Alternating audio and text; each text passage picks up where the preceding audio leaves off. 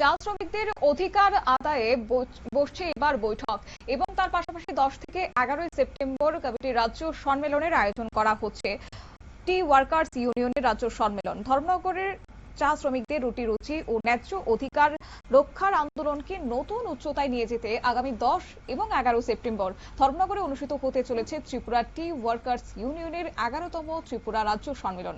চা বলয়ের ইতিহাসে এই প্রথমবার ত্রিপুরার প্রবেশদ্বার ধর্মনগরকে ভেন্যু হিসেবে বেছে নেওয়ার গোটা মহকুমার শ্রমিক মহলে তৈরি হয়েছে বাড়তি উদ্দীপনা। রবিবার ধর্মনগর মহকুমা দপ্তরের সম্মেলনের প্রস্তুতি সভা অনুষ্ঠিত হয় সিপিআইএম এর।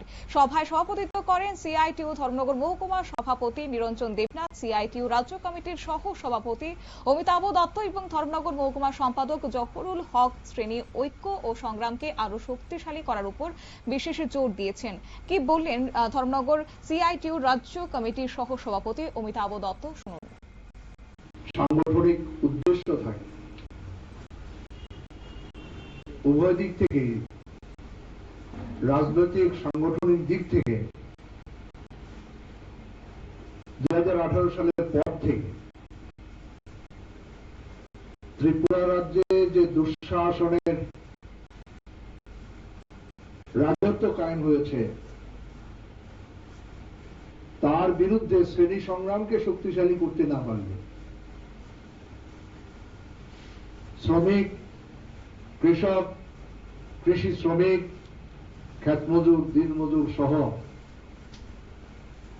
তপশিলি জাতি, উপজাতি, সংখ্যালঘু এবং নারী, অসহায় গরিব মানুষ,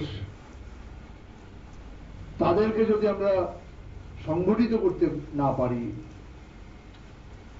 রাজনীতি, সংগ্রাম, সংগঠন এবং মতাদর্শের ভিত্তিতে তাদেরকে যদি বলীয়ান করতে না পারি,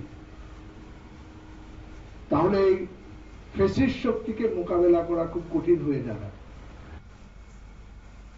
বক্তারা চা বাগানের শ্রমিক, কৃষক ও মেহনতি মানুষের ঐক্যকে সুদৃঢ় করে আন্দোলনকে এগিয়ে নেওয়ার আহ্বান জানান।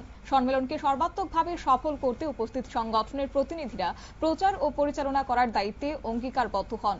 সভা থেকে সম্মেলনের প্রস্তুতি কমিটির চেয়ারম্যান নির্বাচিত হন বিধায়ক ইসলাম উদ্দিন। তাছাড়া গঠিত হয় বিভিন্ন সাব কমিটি।